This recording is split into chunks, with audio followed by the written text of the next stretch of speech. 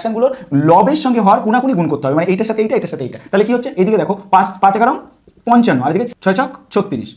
তাহলে বড় কোনটা হলো, বড় হলো 55, অর্থাৎ এইটা বড় হলো। তাহলে এইটা যখন বড় হলো 5/6 দাঁড়ালো বড়, এই দুটোর মধ্যে বড় কোনটা দাঁড়ালো 5/6। তাহলে 5/6 আর এদিকে কত পড়ে থাকলো 2/3। এবার গুণ করো 3 5 15, এদিকে গুণ করো 6 2 12। বড় কোনটা হলো এইটা, মানে যার আগেরটা নিচে আবার 5/6 কিন্তু আমার বড় দাঁড়িয়ে গেল, থাকলো কি 8/9। তাহলে গুণ করো 5 9 45 আর এদিকে 6 8 48। এইবার দেখো বড় কোনটা 6 8 48, অর্থাৎ এইটা বড় দাঁড়ালো, ঠিক আছে। 48 45 মধ্যে এইটা বড়, তাহলে আমার হলো কত 8/9, থাকলো কত 8/9 সঙ্গে 6/7। গুণ করো 6 9 54 আর 7 7 8 56। তাহলে বড় কোনটা দাঁড়ালো 7 8, অর্থাৎ এইটা, যার যেটা উপরে অর্থাৎ লবের সাথে গুণ করে যার লবটা গুণ করে আমার বড় দেবে সেইটাকে কিন্তু নেবো। দেখো এখানে 7 8 56, লব কত আছে, লব আছে হচ্ছে 8, 7 8 56, এটা গুণ করেছি 56 পেয়েছে, এখানে লব কত হচ্ছে 6, তাহলে 6 9 54, বড় কোনটা হচ্ছে 56। তাহলে কোনটার সঙ্গে গুণ করেছি, লবের 8 এর সাথে গুণ করে, তাহলে এই ফ্র্যাকশনটা হচ্ছে বড়। তাহলে যত ফ্র্যাকশনগুলো দেওয়া ছিল সবচেয়ে বড় হলো কি 8/9। এই 8/9 হচ্ছে দ্য গ্রেটেস্ট, 8/9 হচ্ছে কি গ্রেটেস্ট।